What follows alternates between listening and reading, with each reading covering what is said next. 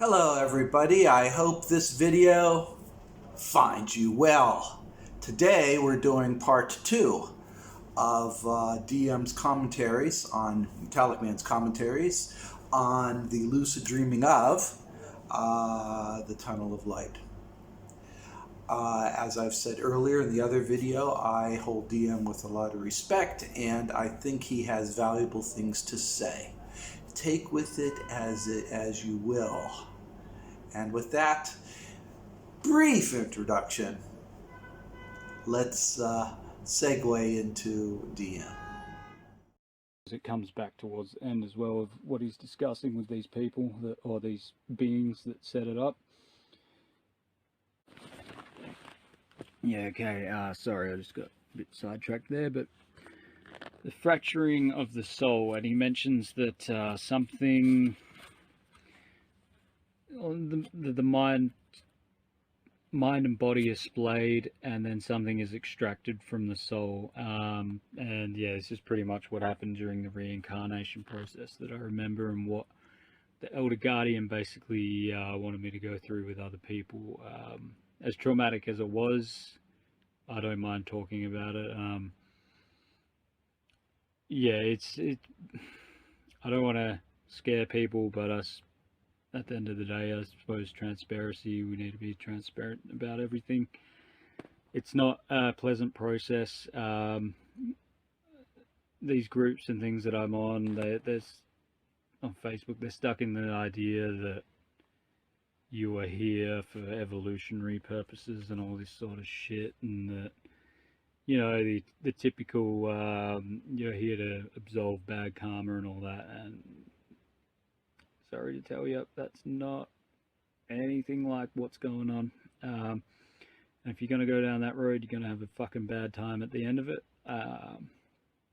because you'll soon realize, once you're sitting in that fucking chair being electrocuted, that you didn't have any opportunity of looking at your past bad deeds or anything like that. It was all a load of total bullshit. So what actually happens is the tunnel of light thing also gets me as well, because this is not part of my experience. I'm not saying it didn't happen, or it doesn't happen. Sorry, I'm saying it didn't happen for me, but I'm not saying it doesn't happen to other people. But my understanding through all of this, all of my experiences, is that what actually happens when you die is that you are taken to a place and you are given a holographic scenario that is dependent on your entire belief systems. And this is getting into where Metallicman's talked about mantids and things like that taking on different forms, pretending to be family and all that sort of shit. My understanding, and this comes back to the technologies and things I was told about from the Unseen Five leader, is that yes, they basically have holographic tech. And what I mean by holographic tech is that they got like these rooms set up. This is going from other lucid dream experiences I've had with this stuff, and there you can have a room. So say you've got like, I don't know, 4 by 4 meter room or whatever. This technology will generate a environment around you, and the way it generates it is exactly the same as how a dream is generated during a lucid dream. So the environment can be to infinity and beyond in length and area. The walls of the room that it's in disappear, and suddenly you are in a fucking like RPG computer game of whatever has been programmed into this hologram simulator. If you guys have ever seen the series Preacher and the holographic projection thing that they have in Hell in that series, that's basically what this sort of technology is that they have. Except it's not like a little projector screen on the roof. It's just, you don't actually see where it's projected from. It's like the whole room projects it, sort of thing. It's really crazy. but I suppose if you've been lucid dreaming for as many years as I have, you sort of get used to that sort of thing happening anyway. So it's just another day at the office, pretty much. So this is the interpretation of what I experienced, is this holographic purgatory like place was projected around me, and it was like an apocalyptic shithole. There was decrepit buildings everywhere, and just sort of people, I think that just people sort of lying around, like a real dystopia type place where it's just every man for himself sort of thing, and not a nice place to be in. And it really felt like a purgatory. There was this feeling for me of like, this isn't a heaven or a hell, but I think that was because I've never been big on heaven or hell, or buying into any of that religious sort of subscription service. Religious Netflix, I suppose I should call it. Yeah, so the best they could do was this sort of generate this purgatory like environment, and you can't project out of it. I'm not sure why, but yeah, it's not somewhere you can easily, not somewhere you can easily project out of using common astral projection and lucid dreaming abilities. And what happens is you are met by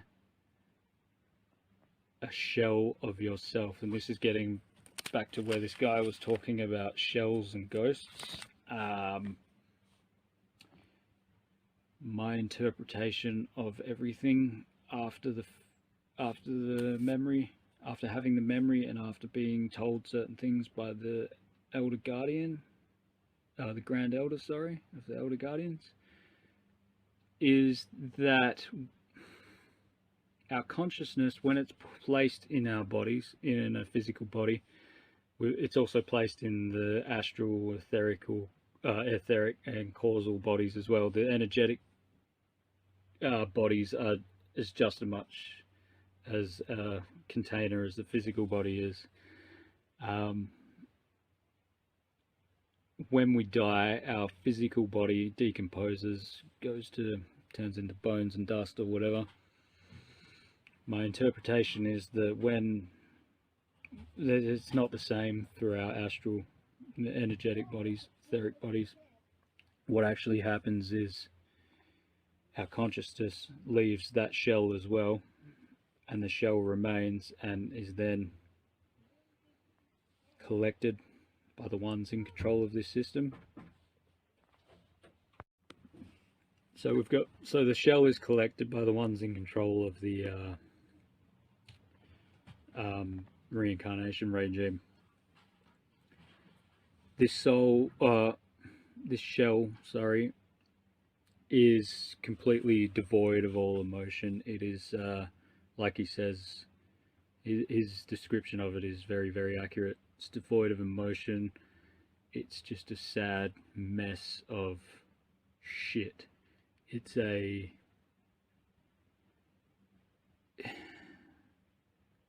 It's just everything good about you has just been fucking ripped out of it, and it's just nothing but the negative shit left over, the dregs of what you are.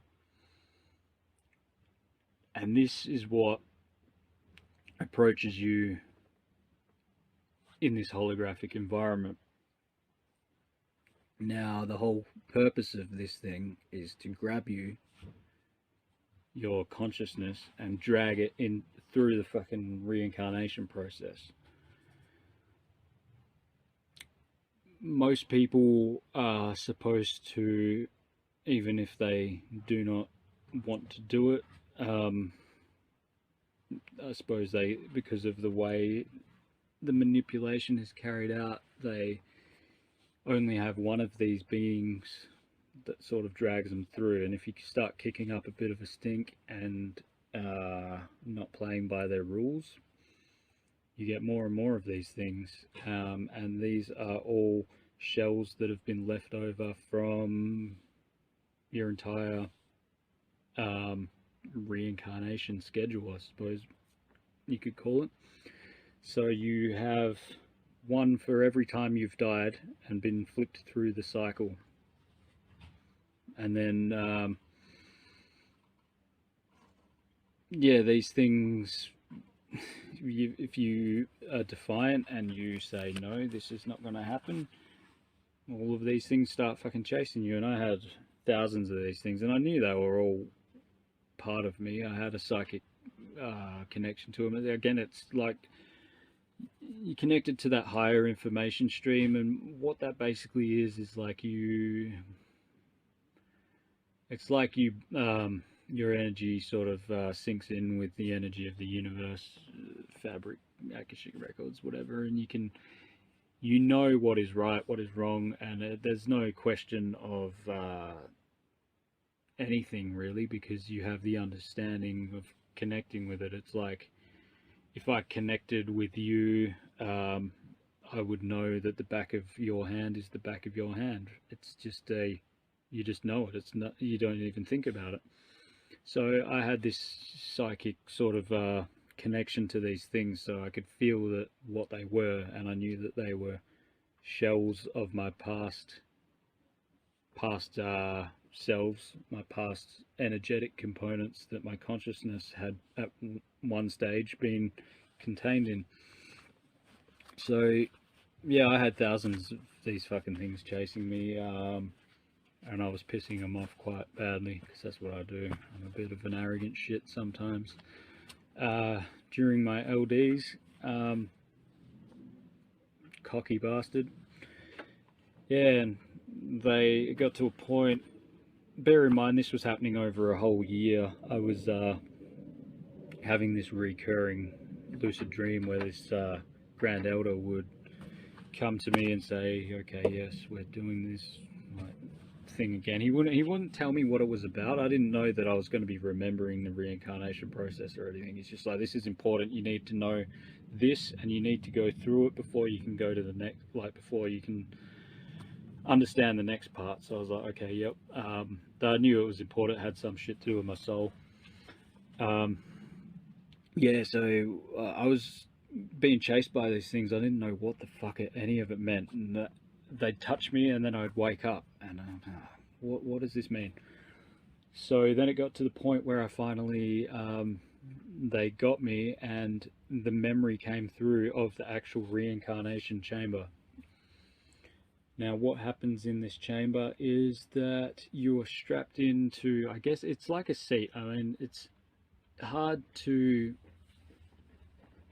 it's like a dentist chair. Now, I know that can seem a bit counterintuitive, because you're acting like a pure consciousness, but that's what it was like. It was like they grab you and they strap you into this weird chair thing, and it's like in this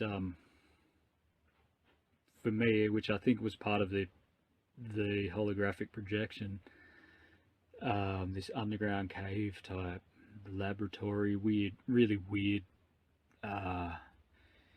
mad doctor type, fucking Frankenstein sort of lab type thing. It was really weird.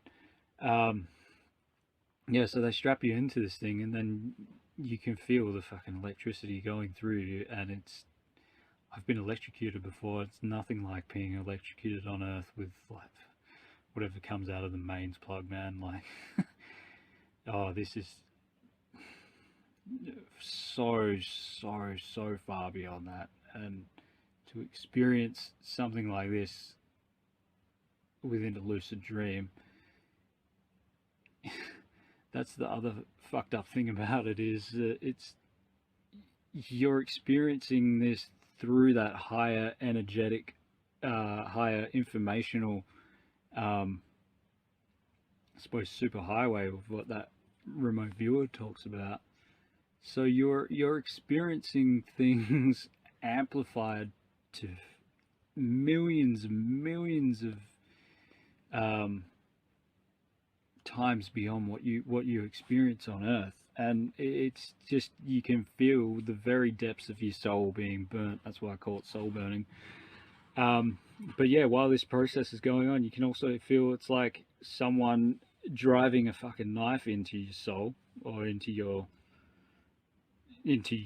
because you're not a body anymore.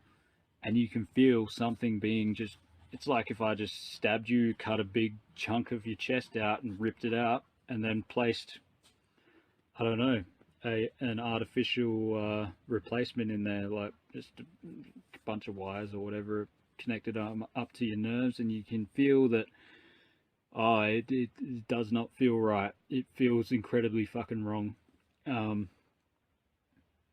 Yeah, so you feel that being ripped out of you.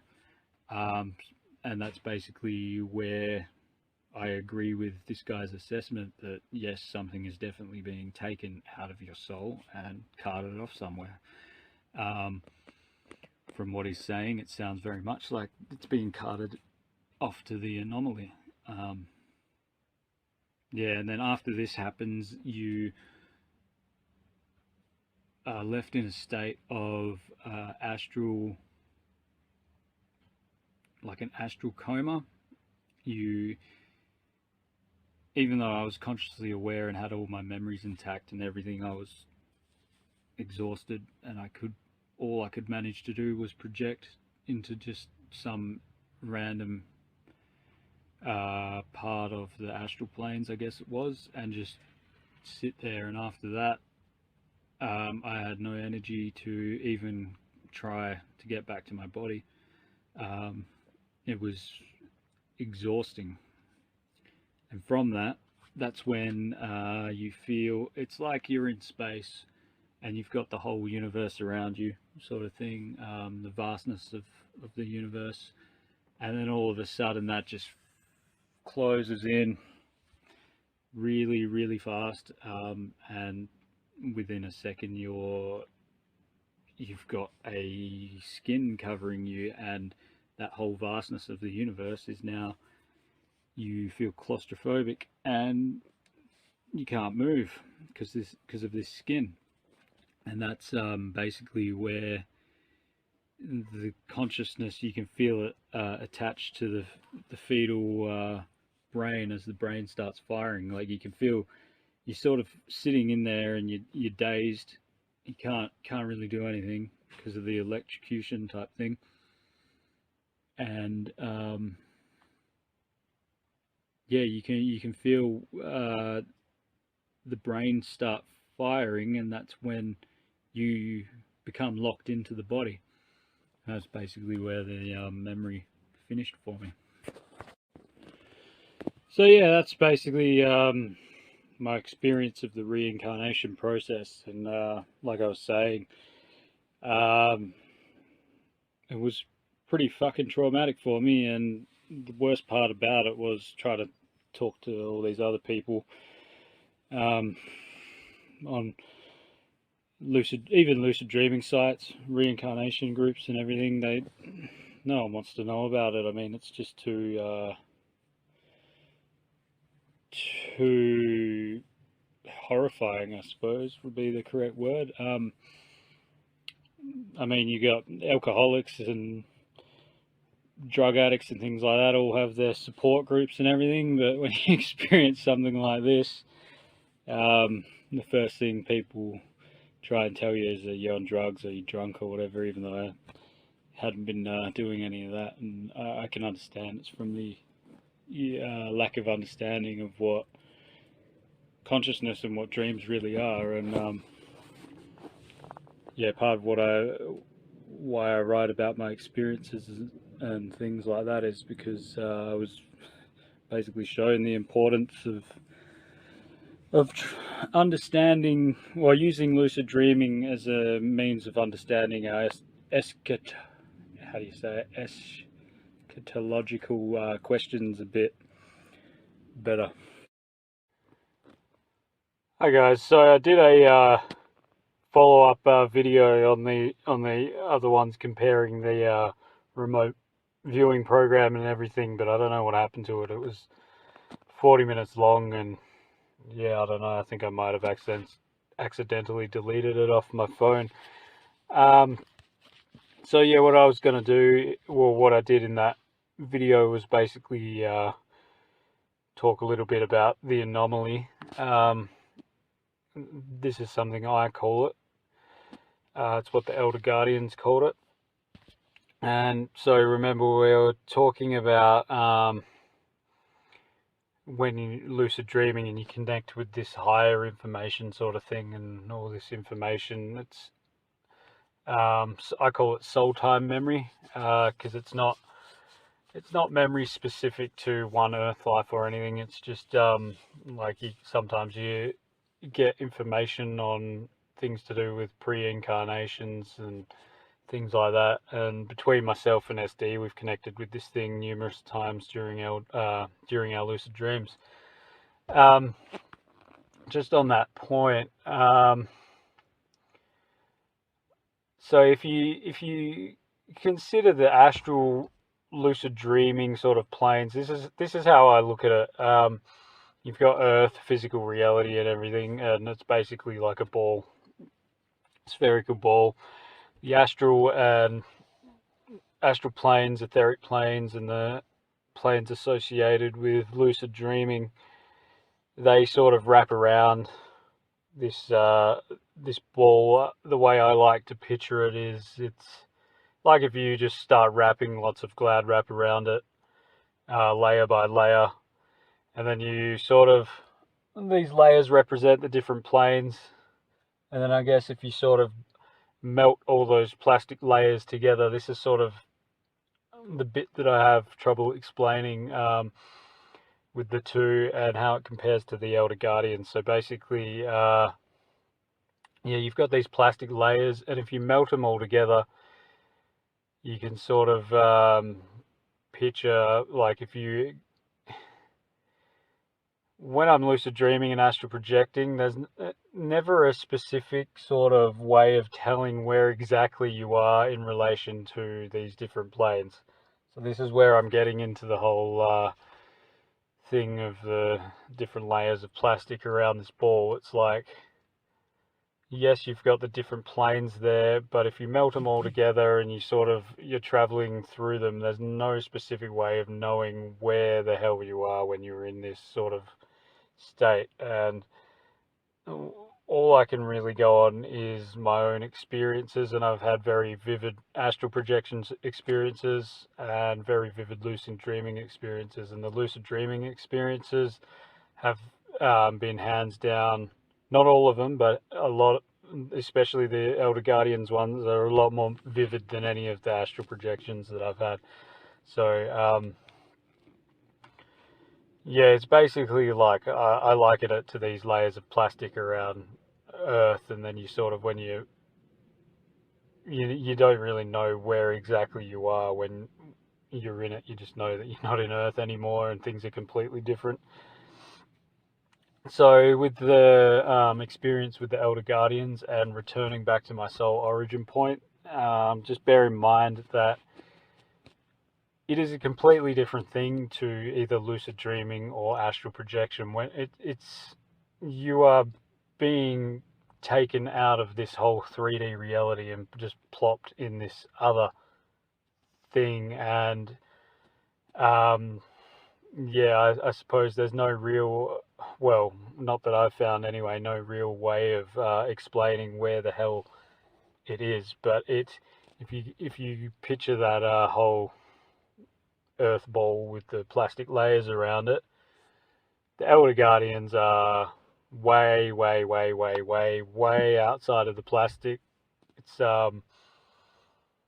yeah, it's not a typical astral projection or lucid dreaming. It's literally like being plucked out of this reality, put in a new reality that is just so far beyond this, and you just sort of, the first thought you get is, fuck, how could I believe that 3D world was all there was? How could I believe it was anything but bullshit, really? So yeah, you connect to this higher informational stream and you get all your memories back, and well, while you're connected to it, you get memory of your entire soul's origin. yeah, so, and this is where the anomaly is. Now, getting back to that remote viewing video, he talks about the advocators of it being like these demonic type beings, and yeah, this is basically, I agree with that assessment. Myself and SD in our lucid dreaming assignments, where we're basically fucking plopped into these scenarios by just these random, I call them handlers, because you never actually see their face or what they look like or anything. We get dropped into these situations, and they're always recurring. They always got the same elements happening in them. And yeah, the best way to describe these beings is that they're these weird demon things that it's like they're on drugs, and the places we get dropped into, because we talk about it quite a bit amongst ourselves, and it's basically where we're explaining or describing to each other the exact same places that we're in.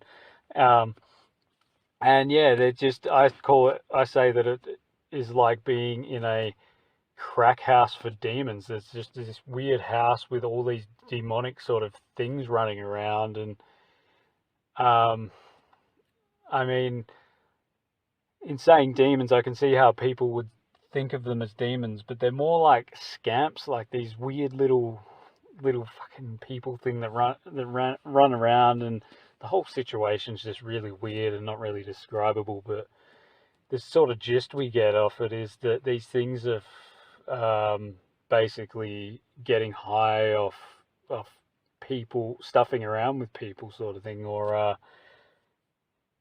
yeah, can't really go into too much detail because it's not really given when we're in these situations, but that's just the general sort of feeling we get from it. Yeah, and so I can understand his point about these things being demon sort of things that have set this whole anomaly thing up. He doesn't call it the anomaly. He calls it a sorry, I'm just checking my notes here.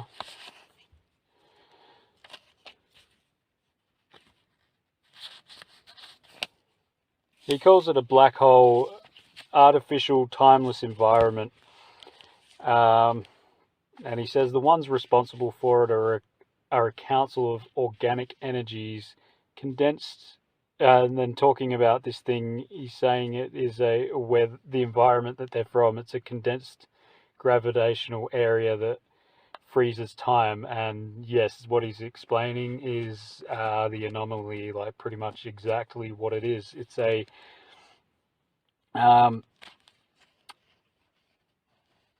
well, yeah, this is what the anomaly is, but I'll get into that in a moment. Yeah, so this anomaly thing is, I saw this during my first experience with the Elder Guardians, which was May 11, 2012, back in that sort of plane, or whatever you want to call it, the soul origin point that lies outside of the astral planes, completely different reality, sort of 4K high definition reality compared to our crappy bloody 360p or whatever it is reality that we live in, physical reality. So that's when I first saw it, and according to my soul time memories, while I was connected to this higher informational stream, I've been tracking this thing for either, I think, 40,000 years or 10,000 years, and the discrepancy there comes from, I think I mentioned it in the other video, from my journal getting stolen and everything. But yeah, the thing with this anomaly is that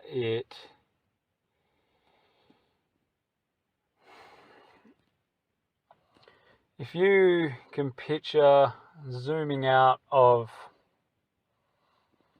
the cosmic web, so you know how you see those videos of where it like starts being on Earth, and then it zooms out into space, and it just keeps going further and further. So picture doing that all the way past the cosmic web, so you've got the entire universe just looks like I suppose a sphere. I know that the known mapped universe is more of a cube shape, but for this we're gonna say, a sphere. Now, if you consider that as the present now moment, that entire sphere, and you also consider that it contains the non-physical aspects of that entire universe as well. This you can actually see, but it gets more intense than that. When you're operating from this higher information stream, you can see all this. You can see the physical universe as well as the non-physical universe, and how it all blends into each other. So if you consider the sphere as being a representation of the single now moment, so it's like getting back to Metallicman, taking a snapshot of life or whatever. Now, if you drag that sphere forward and backwards, that's representative of it, of the entire universe's pathway through time, from the existence, from when it started back in the past to where it ends in the future. And now if you consider that as being a single line or a single branch, like I suppose, yeah, if you just dragged it so it's all meshed in with each other. And it's easier to conceptualize if you've got access to a CAD program, because you can sort of see how it would all, these spheres, even though they're solid and not solid, they all sort of merge into one thing. And so you look at that branch, and that branch would be one instance of the entire MWI. Okay, so you can see that physical reality, all its non-physical components, the entire universe, everything in that universe, and you can see it from the beginning of time and the end of time. Okay, and now that is one outcome of the whole MWI map thing. So now you take another one of that and you put it next to it, and that represents another world line. So it's similar, but it'll be a little bit different. This is basically what you see when you're operating from this higher awareness thing. Now, if you consider that you get every single possible fucking possible world line in existence through the multiple dimensions of everything, and you just keep stacking them like you're stacking a piece of paper, and you put them that way, so they're all parallel, and then you start stacking them perpendicular so they're all through each other as well. Now this is, I mean, obviously it's not something you can demonstrate with physical objects, because you can't stack two physical things through each other, but this is what I'm sort of getting at, is this is what you see. You can see the entire sort of way that all these different dimensions and physical universes and non-physical universes, how they all interact, and I call it basically the mesh fabric of reality, or the Akashic records. So where you are is you're operating from outside that. It's like you have a third person perspective of that whole mesh, and you can see every single situation, every dimension, every physical, every non-physical aspect of everything, and you can see the entire past of them and the entire future and where they're heading.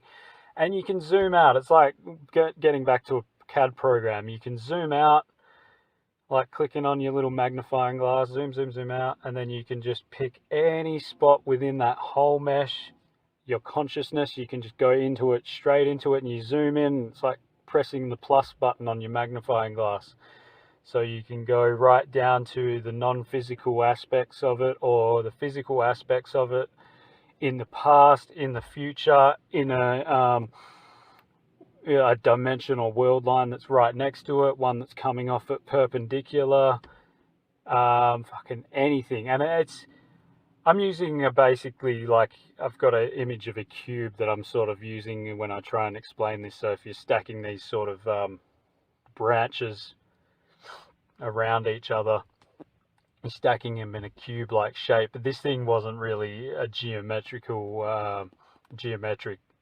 shape per se. It was just all sort of more like a tree, like all these branches just coming off random sort of directions and everything. And yeah, and you can float around basically any angle that you want.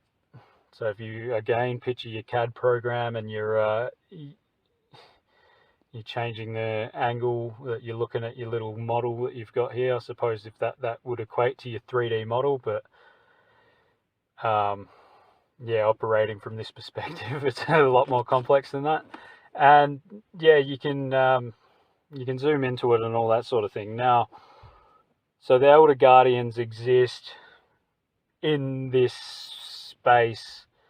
So if you consider that you're outside of time and space, because you can see all that shit anyway in front of you, the Elder Guardians exist in this space out here. So it is a timeless environment. Now the anomaly, what it is, I say it's like a black hole, but I only use this terminology because I do not have a vocabulary that really will do it justice of what this thing is. It's basically, it acts like a black hole, similar in the sense that it has like this event horizon. Now, when I saw it back in 2012, and the only other time I've seen it is was recently during an astral projection experience where I wrote an article about it, about the consciousness craft, and I think it might have been Andromeda that this part of this anomaly thing was taking up, and it's actually pretty surprising. It was about a third of the Andromeda galaxy. Now, when I say Andromeda, I'm not entirely sure. It was a flat pancake galaxy like the Milky Way, but I don't remember seeing the spiral bits coming off it and that sort of thing. And this thing was basically, yeah, just looked like a tear or a black sort of substance that was taking up maybe a third, maybe a quarter of this of the Andromeda, or of this galaxy. It's a bit hard to tell because the whole thing is round, and this was like a sort of not a square shape, but just its own sort of shape within this circular universe. So it exists back at the soul origin point, and you can see it. The Elder Guardians and everything, they're fucking terrified of this thing. They don't go near it. It's like it's basically like Lord Voldemort off Harry Potter. You don't talk about this thing, you just don't even acknowledge it's there. But at the same time, they do, in the back of their minds, there is this sort of understanding that it's not good, whatever this thing is. And it's, if you're talking in terms of sixth dimension, like you hear people talking about ascending out of third dimension into 4D, 5D, or whatever, and you're basically in this 6D state because it's separate from time and space. You can see all the time and space in front of you in that mesh, fabric. So the anomaly is basically like, it's like a tear in the fabric of space-time. So it's just like if you get a piece of paper and you tear a random hole in it and then you look through it, it's like this. Even though it's black and dark in that soul origin point, you can see this obvious blacker darkness penetrating through it, and it's basically like, it's like a solid black. It's hard to sort of explain it. Now, this thing has what I call arms or tentacles that come off it, like different parts of where it's torn. And these sort of swing down and reach into this mesh fabric of reality, this Akashic fabric. So you see them, there's one part of this whole fabric that is just been, it's like if you grab those branches, those world line branches, and you just rip the fucking things out and left a void there. That's what this thing is. You can see where it's almost like a smoke, I guess, like a black smoky sort of thing that just goes through these physical and non-physical universes, like whole universes. And this is where it gets really hard to sort of explain it, because you can sort of, like, even though you're not operating from a physical or non-physical point of view, it's like you're in this third completely different state. You can see this thing in that same sort of state, so it's not as if it's physical or non-physical. It's like this entirely different fucking thing that's just gone into these different world lines and dimensions and ripped parts of them, and it swings around. So if you were thinking in terms of linear time, you would have this thing's arms going into bits of the past and bits of the future of all these different world lines. But the bit where it's actually torn all this stuff away from the fabric, that's where the whole thing gets really bad, because apparently nothing is supposed to tear this fabric away. The fabric is basically what was created by Source, that created our souls and all this sort of shit. Yeah, so it's torn all these things away. And back in 2012, I saw this thing, and I was given memories of how I've been tracking it. My team's been tracking it for the past 40,000 years, and this was something also directly told to me by the Elder Guardians. This is basically what I'm involved in, like, after I expire from my physical bodies. Yeah, he's tracking this thing because we're trying to figure out what the fuck it is, what it does, and it's not good. It's a very, very bad thing that is out there. If you consider, I was saying before that lucid dreaming is like God technology or Source technology, whatever you want to call it. This black hole would be like the Satan technology or the devil technology. It's anti-existence, really.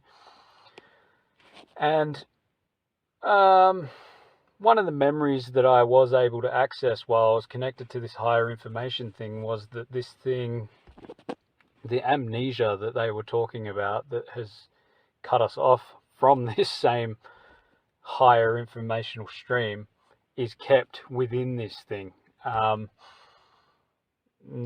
What that means is that wherever the other side to this thing goes, that's where the amnesia, the thing that keeps the amnesia going, is kept.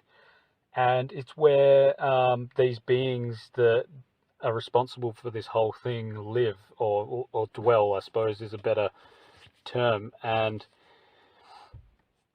yeah, what this remote viewer says about it being gravitationally dense is exactly 100% correct. The Grand Elder was the only one of the Elder Guardians. I think there was like 13 of them or something. It was a handful of them anyway. And none of them wanted to exit out of this little celestial courtyard thing that we were floating on.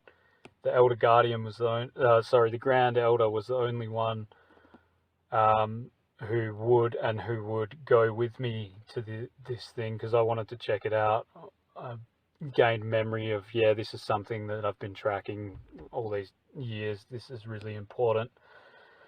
Yeah, so we projected out to this thing, and he got to the edge of it, and he wouldn't go any further, and he was basically giving me a briefing on, I guess, all the information that I'd been giving him over the years. He was sort of reminding me of it, and then he'd like tell me about it, and all these threads of information would just start flooding into my head, all these memories of like, oh, yep, okay, yeah, I remember telling you all this.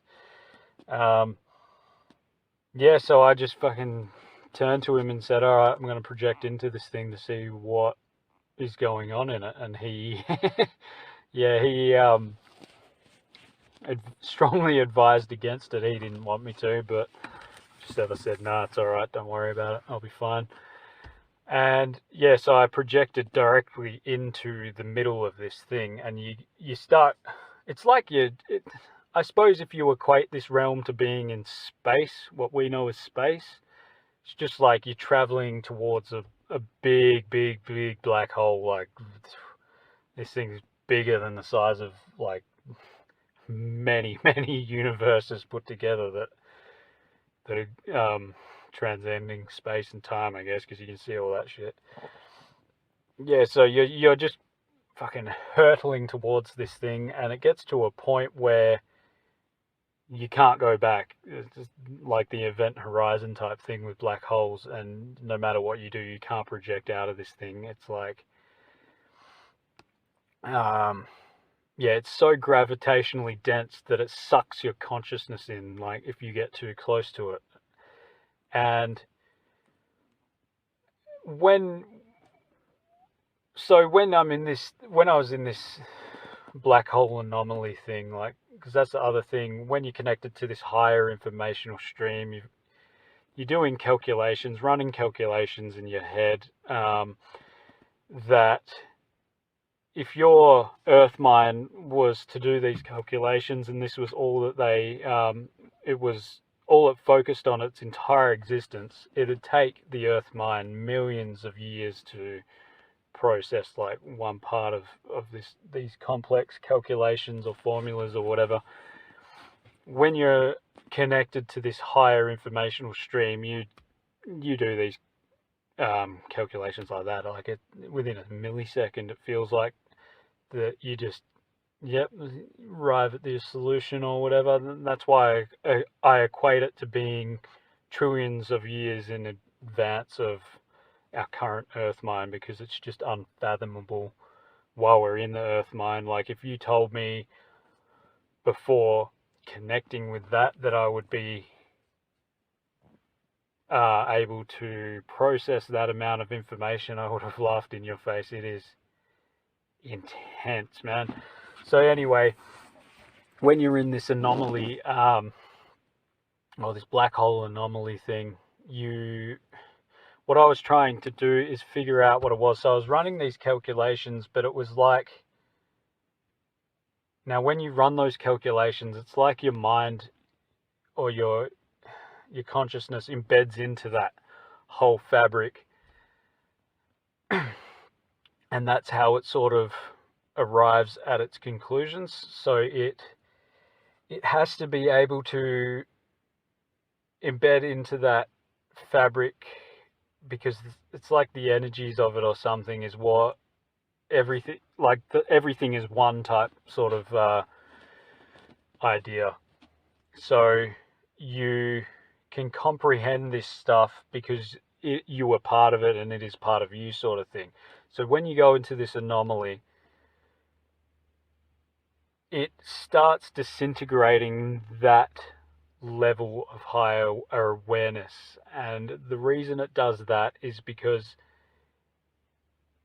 you try analyzing these parts that this anomaly has ripped out, these world lines, dimensions, whatever you want to call them, and you can feel as though, like, you can feel where your processing ability reaches that void where these bits have been ripped out. So I suppose, getting back to it, if you think of it as like a world line where a train is heading for a cliff and someone's taken the tracks away at the cliff, it's basically heading straight into nothingness. And as you're processing it, you feel when you reach that nothingness point, it's really like you feel it within your mind and inside you, sort of thing, and you just can't process it because there's no information there. So the higher mind just starts disintegrating and going nuts. And within a couple of moments, I was basically reduced from this higher state of awareness into this babbling, incoherent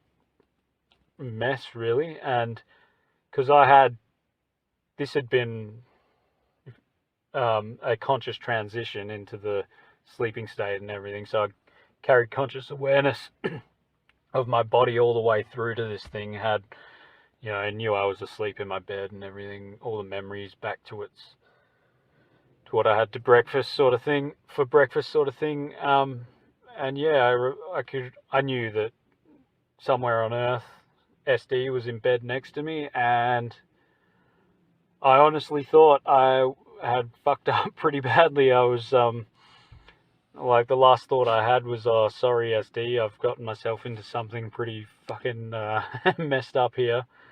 And yeah, like Metallicman talks about like consciousness and our souls and stuff being made up of quanta, and you can actually feel this, like, being ripped apart from your actual. You can feel your consciousness, all the quanta in it or whatever, being ripped apart. Like, it felt like an atomic being ripped apart at an atomic level sort of thing, but obviously it's a bit different to that. It's more of the quantum sort of arrangement of it. But yeah, you can feel this. That's what this thing does. It basically rips your fucking consciousness apart and sends you here into the 3D physical thing, with a dumbed down state of awareness of the physical and non-physical realities. And yeah, so my last thought as I was in this thing was, sorry, SD, I've fucked up pretty badly. I don't think I'm coming back. I don't think I'm coming back to my body. I thought that was it. And yeah, it was pure evil, man. There was no sense of good about it or anything. It was just, no, it was created specifically for whoever created it to dominate us and to cut us off from this higher state of awareness.